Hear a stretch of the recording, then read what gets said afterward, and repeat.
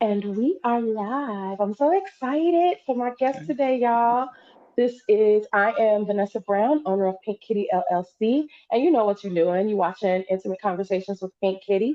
And tonight, I have a very, very, very special guest that I am like, you got to see him like super hyper that he's going to be on. But before we do that, we have to pay some bills. So, welcome to Intimate Conversation with Pink Kittee. I am your host, Vanessa Brown, owner of Pink Kittee LLC. And Pink Kitty is your one stop shop for all things related to. I'm going to start calling it Relationship Central because we do intimacy coaching, we do oral pleasure workshops, we do couples coaching. I say coaching because counseling sounds too rigid. We're coaching you to determine better ways to communicate with your partner. So that is our specialty. And in addition to that, we have all the adult novelty items you could possibly imagine from mild to wild at a cost that works for you. You're looking for something and you don't see it on my website on www.pinkkitty.com and you can't find it, you can definitely hit us up by clicking that little button in the little right hand corner, and somebody will be able to assist you easily. And if you're looking for somebody to come to your home and spread out their wares, we have consultants in Chicago, in Indiana, in Wisconsin. So we are ready to serve you. And right here in Texas, right here in detail, you can get a party with me. So again, thank you for watching Intimate Conversations with Pink Kitty. And today,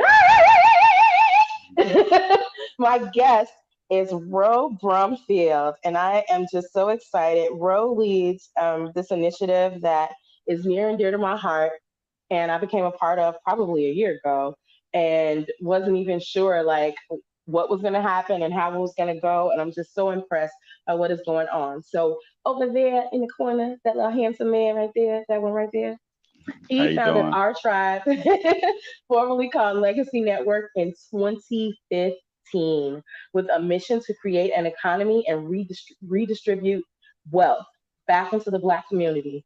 Rebranding to Our Tribe Community LLC in 2020, which was last year when I joined y'all. I jumped on the good part. The community has grown into a network of social groups, charitable organizations, activists, business leaders, and supporters of the Second Amendment. Y'all know the one, bang, bang. And to who have joined together with the common goal of protecting, educating, and supporting the Black community. So, you guys, please, please, please join me in welcoming Ro Brumfield to Intimate Conversations with Pink Kitty. Welcome, Thank you for having me. How you doing? Ro.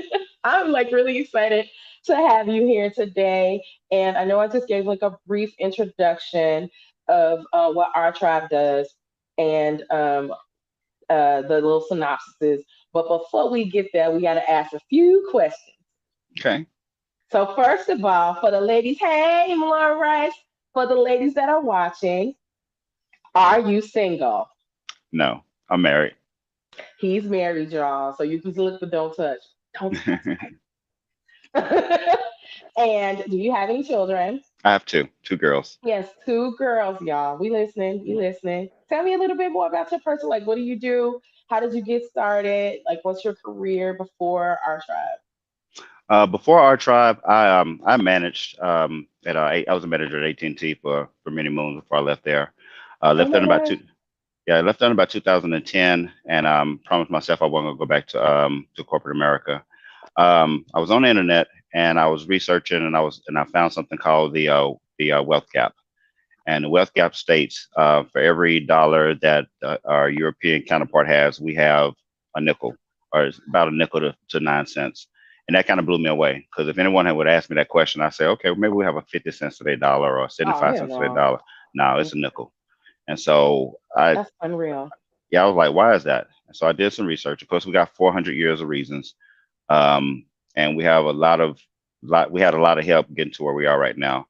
But today, right now, it's we need to figure out a way to get past that. We need to figure out a way to get past that. Hmm. We're not poor. Where if we Right. put all the black folks on one country, we're the 13th richest nation in the world. Right. So, but everyone else is benefiting from the black community except for the black community. And this is my attempt to put a stop to that. There's no one should be broke right now. And so just we got to I figure out feel a way to that. do it. I feel that. So y'all see why I just adore this guy because I love a man with a mission. First of all, and I ain't talking about in the we're gonna make sure we stay on the board. But I love a man on a mission and a mission that affects people that look like him and building a legacy. Like legacy is a very, very, very important to me. Actually, the non-for-profit agency that I'm starting on behalf of my brother who was murdered back in 2018 is called Legacy Mhm, Gap because of that reason, because we're trying mhm. to bridge that gap. So absolutely awesome because it just fell right in line to where my heart is right now. So this is freaking awesome. Okay. So, in addition to our tribe, you are also the administrator of a group on Facebook that I also Mhm. joined. Actually, I think that's where I met you. It's Black Gun Owners of DFW, Dallas, Yep. DFW. I'm, yeah, I'm in the So, chapter. huh, Oh, I'm go sorry. ahead. Go ahead. No, No, I no, was I just was just I'm. gonna ask you who started it. How did it get started? Like, I don't remember. It was started back in 2018. It's actually a national organization, but we're the Dallas, the DFW chapter. And we kind of broke off on our own. But Hmm. basically, um, we want to learn from our past. And let's say everyone knows about Black Wall Street and what happened in Black Wall Street. Right. Well, we wasn't armed back then. We, as a community, we didn't exercise our Second Amendment rights. It was even taboo back then. You couldn't buy a little boy, black boy, a water gun or something because the stigma that we had with guns. Well, we're in America, and America Hmm. was built on the back of a gun. So it wouldn't be wise of us to continue to be that way. We're going to build nations here. Soon you're going to start driving to your left and right and see black owned businesses and development going up, but we need to protect that right. And so I believe if we exercise this right back when Black Wall Street occurred, history would have read a little different, right? We would be able to protect our own back then. So basically, we're not a militia. We're not going out, but we are training. We are getting Hmm. better. We are encouraging more of our community to arm themselves and to be trained, not just get a gun, but to train with it. So Hmm. we train. Some of our guys train weekly.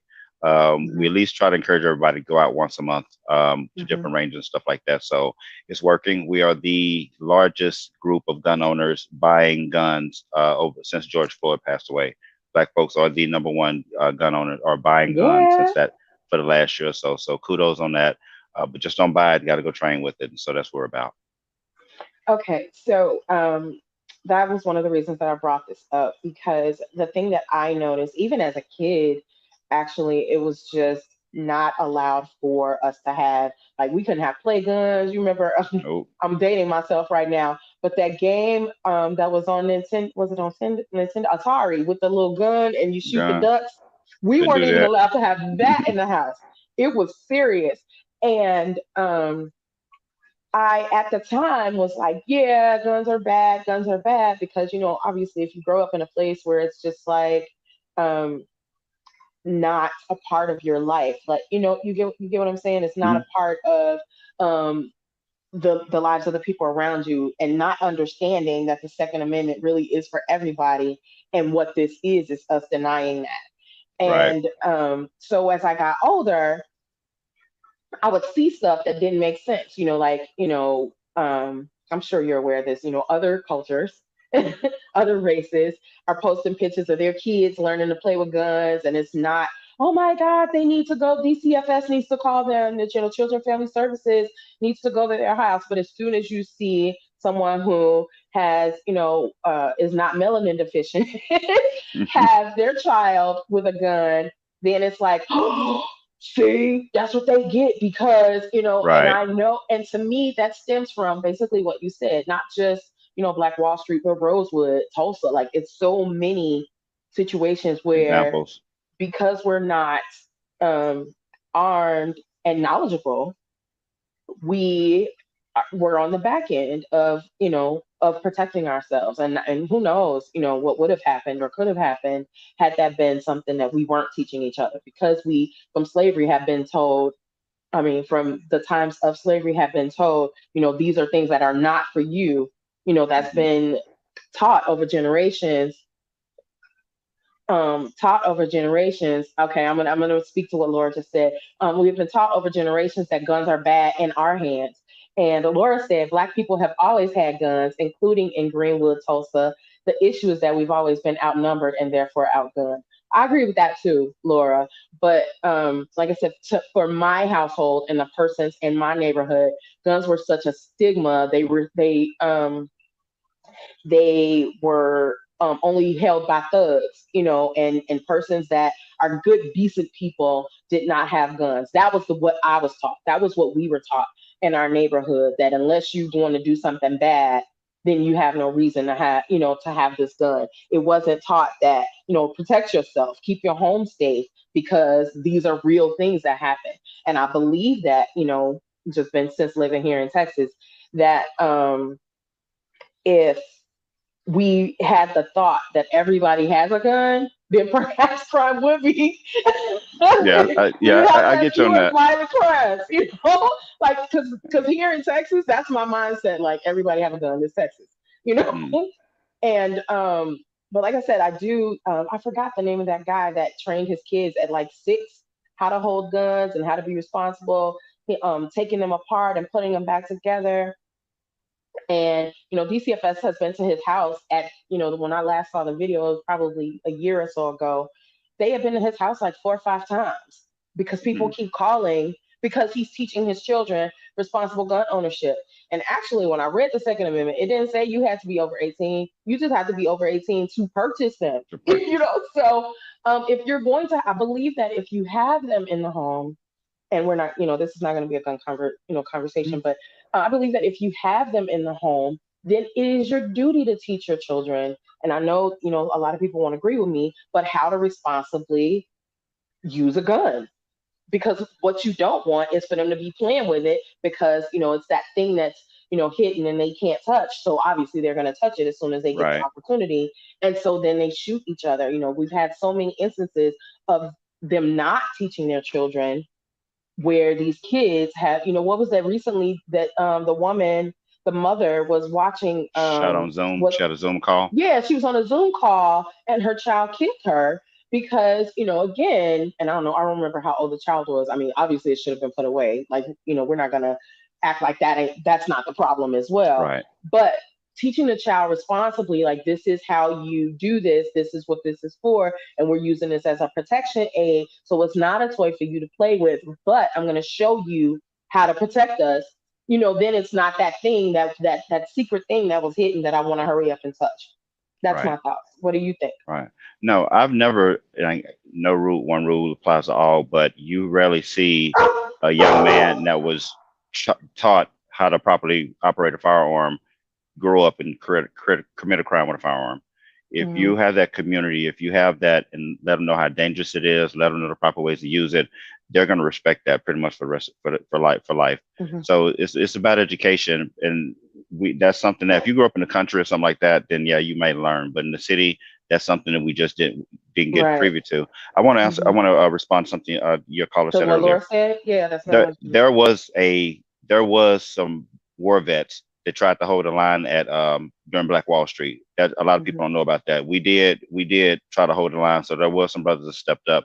My goal or our goal is to get the average black person that got that gun in the shoebox that their grandfather gave them to get that out, oil it up, go to the range and start shooting. We're just not Mm-hmm. accustomed to being gun owners. We have a good portion because it's 2,800 people in my group right now, right? I That's in know Texas. it's crazy. Yeah, I know, but and that's active, not just in the group. I mean, that's active. So we're getting there. We're getting there, and we just want to learn from history. And that one instance, that one time when someone makes the unfortunate decision, put their hands on us, then you have a whole bunch of barrels pointing in the same direction. So Mm-hmm. we'll get there. And it's not even about it's just about protecting ourselves and getting Mm-hmm. smarter and getting better because everybody want to shoot better. Right.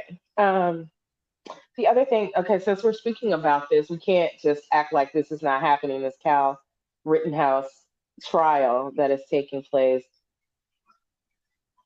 in Wisconsin.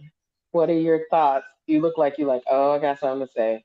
No, it's just he's gonna get off. Um, Don't say Number that. one, I mean, I'm just Right. I get what you're saying. if Yeah. you they have a helicopter, they have a picture of a helicopter showing everybody what they're doing. When you control the court system, that judge is on their side. So Oh when you yeah, that control is the true. court system, there is no fairness anymore. There is no right or wrong I anymore mean, it when you never has control this been court. fairness, in my opinion. So he had an illegal gun, took an illegal gun across state lines and shot somebody, but they're gonna do everything they can and put a period here where a comma should be and all this other stuff to get him off. So that and I mean now he's a hero. I mean he's their hero. So I I mean, don't. It's just he was just made a poster boy for supremacy. But mhm, do I think he should go to jail? Of course, just to having a illegal gun across state line, that should be a crime, or that should be jail time. right. It's just I tend not to put too much thought in stuff that I already know is going to happen. He's going to get off, Well, I or wasn't if he asking you go, about that aspect of it. I was asking you about the portion of him having the gun and going to this place. Like, oh, all I is wrong. believe I know how you feel. All that, I just oh want yeah. to know, like, for what is your point of view on Oh, I mean, all of that was wrong. From his mom allowing that to happen, taking him over there, for him being that young and that immature with a weapon of that with a gun that can shoot, X amount of rounds a second. It's just all of that is wrong. But my thing is just that wrong won't be righted because of the court system that we have today. That judge was voted in. People don't vote, so the judge was voted in, so he gets to do whatever he wants to in this courtroom. But as far as the mechanics behind it, should that have happened? All that was wrong. I mean, it was everything about that, him protecting the store that the people didn't even know he was protecting. They just picked a spot and took it upon themselves to protect it because that? they feel like they own America. Right, So yeah, it's kind of hard to that. But how do we defend that? There should have been other people that were guns. I mean, he shouldn't have right. been. It should have been a whole bunch of barrels pointing in his direction. And then, and just even before we get to that aspect of the situation, it's that his parent drove him across state lines. Now, I know of two instances where persons with melanin, a black woman, had lied on a document about her child living in one area, and so they could And go she to a ended. specific school, and she did jail time. Hmm. And then after she did jail time for that, because she voted when she got out of jail, she went back to jail. But here this woman has taken her child across state lines with a weapon he has no business having, and she's just sitting in a courtroom. And I'm like, why your mama not in jail? Yep. I mean, that's child abuse, right? It should be a part of it because she left him there. She didn't even stay Child at the. endangerment. Child Yeah, that's something. what I mean. Child endangerment. Something. Yeah, Something. at a riot. You just dropped your kid off in another state and left. Yeah. It's I would never even think of that kind of ridiculousness. But anyway, so yeah, I just wanted to number one bring up that I feel so blessed to be in Black Gun Owners of DFW group. Like that group is so lit every It is for day. real, for real. We are. That's. I am really surprised, and It's unfortunate it took George Floyd and Breonna Taylor to lose their lives for us to. Wake up. We shot up. I mean, we were like at 200 people before that happened, and now all of a sudden, Hmm. boom, we're looking at 3,000, and that's an active people responding, people meeting up, going to range days, people getting their license that's never gotten a license, or even Hmm. we have people that never thought about a gun in their life. Now they're instructors. So we're Right. getting there. We're getting there. We're getting there. And the sisters are coming on with it now. It's y'all, I it's know. Wait. like for real. Y'all really coming on with it. So we're getting So there. the thing that made me just like, pop my little collar for being in a group, just for being in around these women is, these women are getting certified to train, train women, train persons to use guns. And then the guy that just opened his own gun shop in Texas, I was like, Hmm. what? Yep. What? We're getting That there. is We're so getting lit. there. Like, because before that, I didn't know of any black owned gun shops where you could go, and get it. I'm sure there were some somewhere, but it definitely wasn't something that everybody knew. So here I Mhm. am in this group and they're popping up like, oh yeah, I just opened today, come out, rent your gun and do, we're gonna help you choose which gun you want and we're gonna train you. And I'm like, Yep. this is so lit. Like I just feel like I'm in the elite squad. And But it's just beginning. We're just a year old, so just yeah, imagine what so all it's we've lit. accomplished Yeah. and getting ready to go and getting ready to accomplish. So we're getting there, Okay. getting there. So now we're gonna talk about our tribe. I'm really, really, really like I said, that was why I brought you here. Um, Tell me what made you decide that this is something that needed to happen, and what was your motivation for doing my motivation, like I said earlier, was the wealth gap and Hmm. how we're the most talented people on this earth, yet we're last place economically, and how everyone takes our resources, our talents, our everything, and they benefit from that. How we have stores, convenience stores in our community that does run by people that don't look like us, and they're taking half a million to $1 million out of our neighborhood a year, Hmm. and they're leaving us with cancer products. So there has to be a stop to that, and it's our generation time to put a stop to that.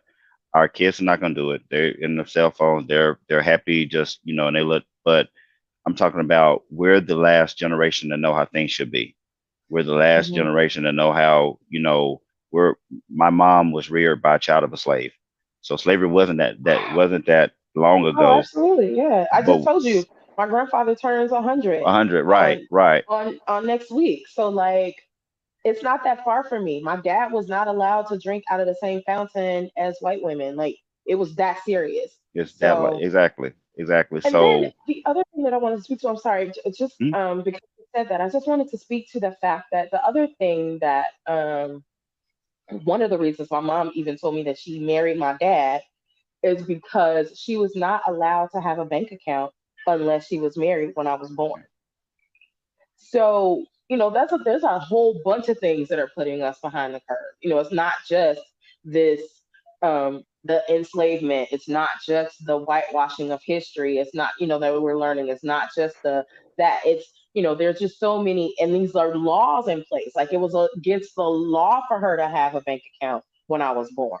Like that just here we are in 2021. It just seems like it had to be 90 years ago, but I'm not 90. you right. know And this so happened. I mean, in our life, I mean, we touch people, and we still here. yeah. So that was a major motivating factor, and another Hmm. motivating factor was the fact that we've done it before. We Hmm. we in the early to late 20s, 1920s, we had it going on. We were doing Right. a lot better then than we were doing now. Reason being was Jim Crow. That was the Hmm. main reason. However, it forced us to support our own. In Fort Worth alone, Fort Worth used to own black Fort Worth, south part of Fort Worth, that's where I'm from, was Hmm. owned. All the businesses were owned by black people. Really. We had hotels, attorneys. We had our own orphanage. We had barbershops on the bottom floor, the boarding house on the top floor. We owned juke joints. We had our own economy. I can send you a PDF that has 40 pages of just business, and this is just Fort Hmm. Worth. And Fort Worth is Hmm. not the biggest place in the world. We Right, of had the course. first black owned buggy with car lot. We had the first black owned Hmm. buggy place. We had, Carla. I mean, saloons. We had our own economy, 5 grocery stores, and Hmm. that was only with 5,000 people. There are hundreds of thousands of us right now, so there is no reason, and we don't have to worry about as much getting lynched and all that now. So we can recreate that, not saying easily. The only thing that's Right. stopping us right now is changing that. We haven't gained the ability to change our mentality right now. We have to think because it's the same money.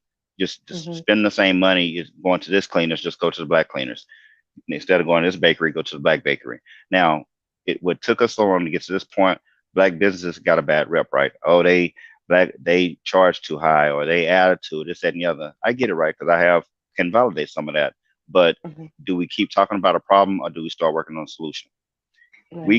It's easy to sit back and just say what's bad. It's hard to get a lot of people together and say, okay, it's our responsibility. Our culture is our Right. responsibility.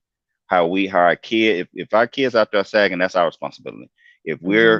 we're not doing better than we can right now, that's our responsibility collective. It's that collective part that's the hard part. How do we get our talented black people to come together on the same platform to build together? That part right there is the hardest part, but it's working. We're doing a lot better today than we were last year. I feel that. That what you spoke to, I can definitely speak to as well. My grandfather even told me, again in his wisdom, that we had our own communities before segregation was abolished. That we had our own communities, like you just said, we took care of each other, and we tried our best to make sure, like if a white person came, they was coming and going. And but the problem is, even back then, it was what I'll speak to is even back then it was it wasn't a problem for us to have our own stuff, but we were still paying them for it. You understand what I'm saying? Exactly. And when I say them, I'm Exactly. definitely not saying it like, oh, the man, but I'm saying the man, Right. Them. because because it's just like, okay, so I'll tell you something that happened, because you keep speaking to the mentality of it, and it's the problem with that is, here I am, a person with degrees and years and years and years of experience in the field that I have a degree in. Um, at one point, my supervisor said, "Oh, you're the best hire I've ever had of my career. Like, I'm just so happy with the work that you're doing here, blah, blah, blah." Right? This person, was a white woman. And when I told her, well, you need to pay me accordingly, it became problematic. Like, all this stuff started happening between us. So I said, okay, I worked for the largest insurance company in the world, not just in the US, but in the world. So I said, okay, I'm going to look in another department then. I don't have to be doing this. So I go to a different department, and they offer me a position making $40,000 more than I was making. Okay. Mm. Right. 40 stacks more than I was making. And so I tell my supervisor, well, this will be my last day. I got offered a job with this department, blah, blah, blah. Instead of her saying congratulations, which, I mean, I really don't care if she said it or not, Mm. she said, why did they pick you? What I Mm. didn't know was that she had applied for this same position, Oh, no. and Okay. she was mad that I got the position. So her supervisor at that time was sleeping with the director of the entire unit. And so he came back and said, unfortunately, they're going to have to rescind that offer that they made to you. Wow. So it's not just about changing mentality. This is real stuff that happens that sets us Yep. back, because you prevented me from making $40,000 more than I'm making. You prevented me from improving the quality of my life, and was mad when I quit, like I did something wrong to her. Mm. I was like, oh, okay, you don't want to pay me, guys. That's right. And No, that's right. so again, so it's not just, we need to get out of the mentality of, it's, this is holding me back. These are real things that actually happen. So I just, I think we had this dialogue kind of on the call on Mm. in our time the other day. Like, I just, these things are real that are happening. It's not like this is something that's happening in our minds. And unfortunately, um, well, I went in Chicago. My church actually started its own holding company. Holding Okay. company is the company that actually owns the bank. On the Okay. right. Um. So we had the holding company for 2 years, study trying to get the church members to, if you guys, invest in this, we can have the first, the largest black owned holding company in the US. Like, that's what we were trying to do. Unfortunately, it did not pan out. So we still, well, the church, I don't go to the church anymore because obviously I'm here, but the church still owns the bank. We own the holding company and had a bank. But because, we couldn't get enough of the members or persons, really, because obviously it's a holding company, so it was public. We couldn't get enough persons to invest into this holding company because of the understanding of the Right. concept of that. So that part, again, is what you're speaking to. And I agree with that in that regard. But these real things are happening that are preventing persons, also from delving into that, because it's like, we have persons that are in survival mode. Right. And until they're able to overcome that, fortunately, I was making a decent amount of money before the $40,000 offer. So I wasn't eating spam and, going to the food pantry every day. But I mean, imagine if I had been made, yeah, I would have been able to, invest in a whole bunch of other stuff to help, my family, my community. Like, it would have done a great deal. That's more than some people make in a year, this one portion that I was getting Right. added to my life.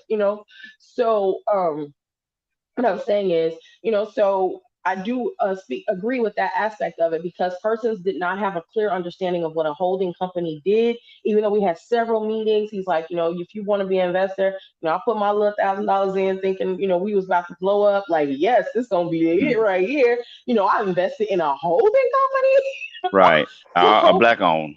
right, like, Right. serious, yes, I'm with it. But again, and then like, my pastor was so lit. He was amazing. he talked to us about, purchasing gold bars and silver bars. Like he was like, you think this cash is worth something? If the stock market crashed today and the US Treasury decided that the US dollar wasn't worth the paper is put, is printed on, there is nothing you can do about it because dollars are not insured. Right.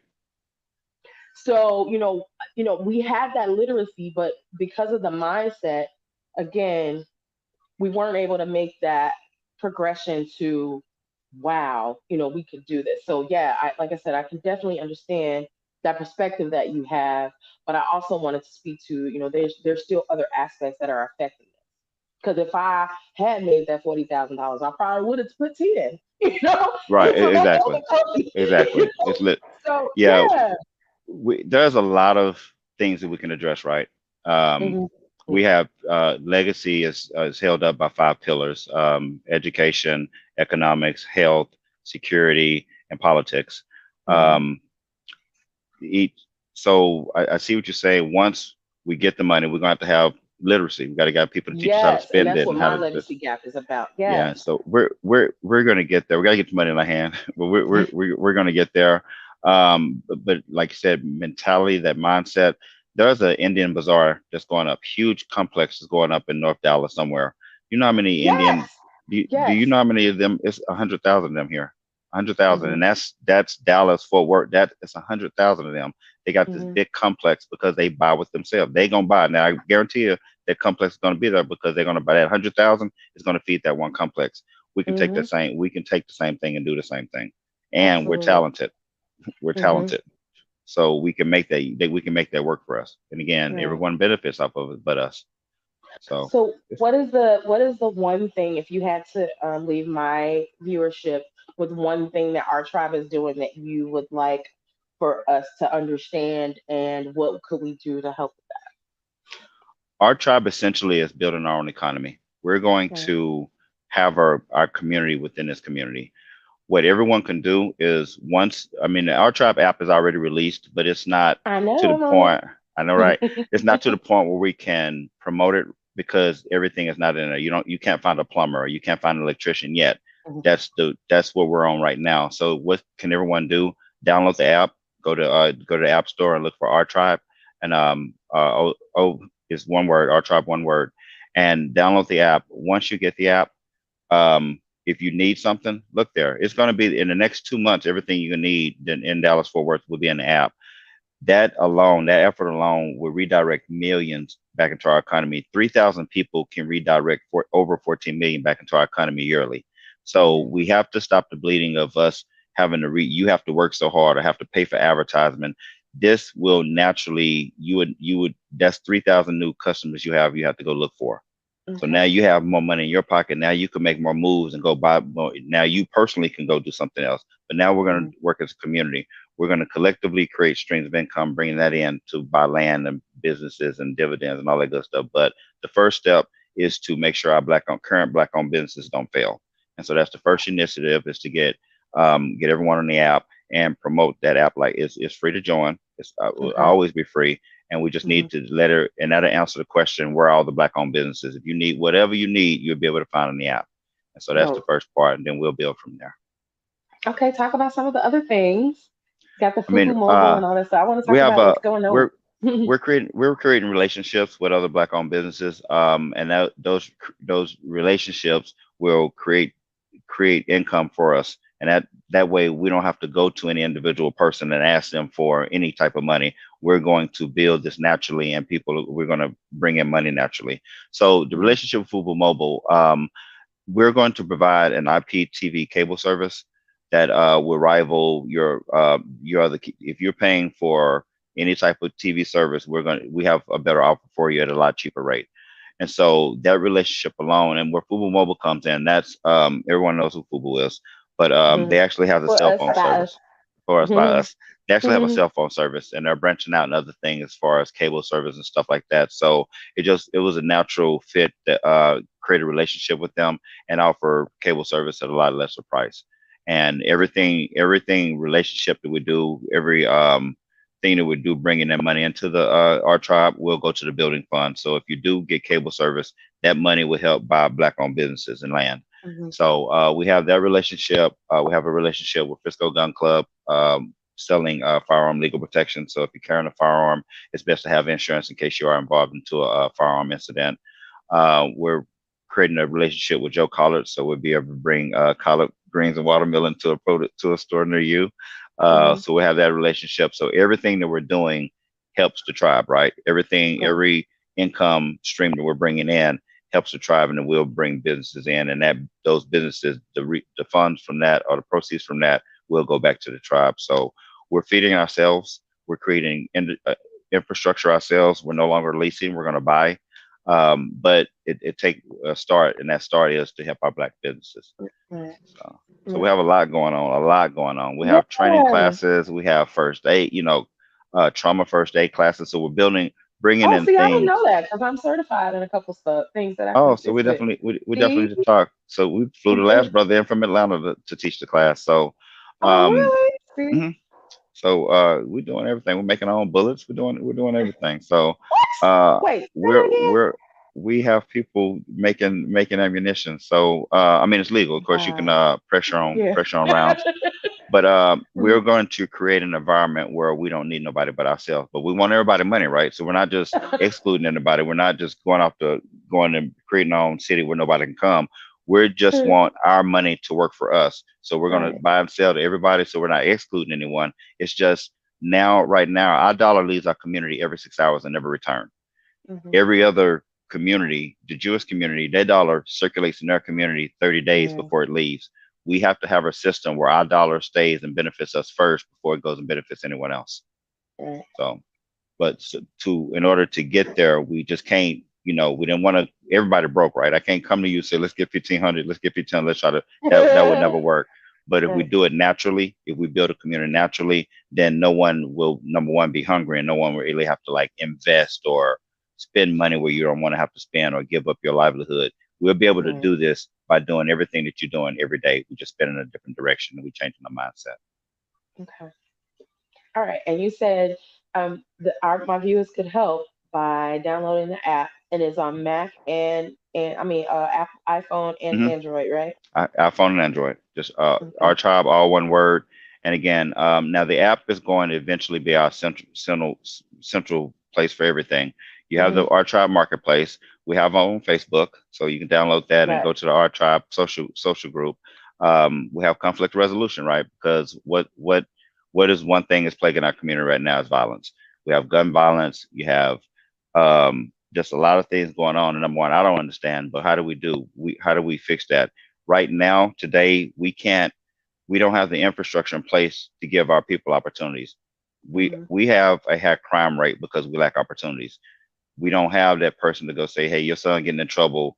There's a mentor to go over there and teach him how to be a plumber. We're not there yet. We're getting there because right now we're getting all the plumbers together. We're getting all the Hmm. electricians together. We're getting everybody Right. together. And the people that's coming are offering services, are offering their knowledge. We have people that's teaching classes right now for free because they see the initiative and see how important this is. So, but right now, since we don't have the money to go help a person out, we're introducing conflict resolution. It's a we're kind of mentally messed up a little bit, right? We have people don't talk about PTSD to us because so much stuff has happened to us. It's become Hmm. normalized. Because oh, that's just the Right. black community. They just they used to getting Right. beat on. So, but that doesn't help us, right? Because we're still going through it. Hmm. And so, how do we fix that? We help each other out. So, we're going to have counselors. There is a number already on the app. It's not as manned as I would like for it to be right now, but eventually we'll have more counselors. So if something's happening and you hear, let's say someone daughter come home from school and she tells her dad or mom that two boys are finna kill each other. Well, they can call a conflict resolution, keep the police out of it. You have counselors calling parents and getting everybody involved, and maybe we can save a child from going to jail or save a child from going to the morgue. We have to take care of ourselves, and so we're doing that. We're going to try to fund that under 501c3. And we just have other initiatives, but those are the main things working right now is to building our black-owned businesses and conflict resolution, training as far as the 2A things, and just team building. So we have Okay. a lot of irons in the fire right now. Okay. So if any of my viewers are watching and they want to become a part of this community, what would you recommend that they do in order if they wanted to talk to you about um, bringing some new idea or what would you have them to do to reach you and join Um, our they can email me at admin at rtribe.one. They can call or text at 1-833 4 black biz 1833, and I don't know the number, but just one eight three tribe? It's three all good. four four BLK um for BLK BIZ. I'll get the information to you. You can post it later. Yeah, I'll post it. They can go to Facebook and look up Black Gun Owners Association DFW. Join the group. In the questions, just make sure that you say you saw some Pink Kitty so you can get in. It's like probably about 2,000 people waiting to get in. So Are if you you go ahead and serious, yeah, Miss it's a lot. Well, Mel?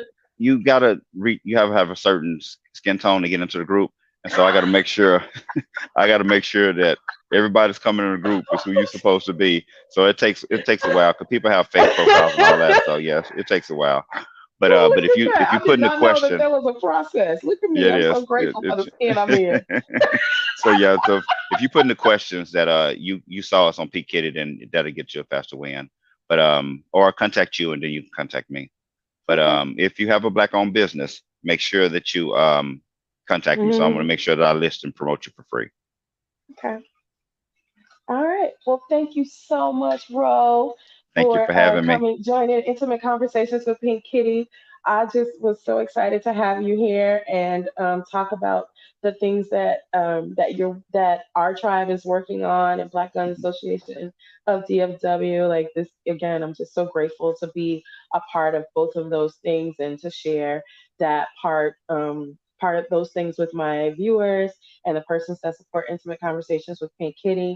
Thank you, thank you, thank you. The next Thank you for time you having come on me. the show, we're gonna have an entirely different I'm conversation. ready. But I'm I ready. wanted to, I'm ready. but I wanted to introduce you to my folks so that when they see you, they know who you are.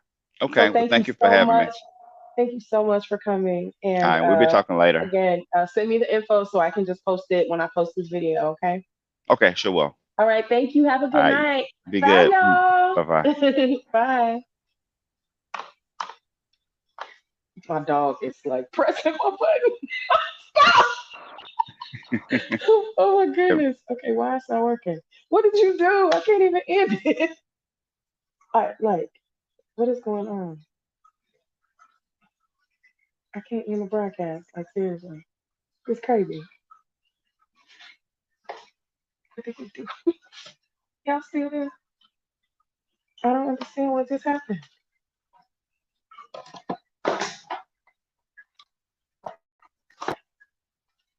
So weird.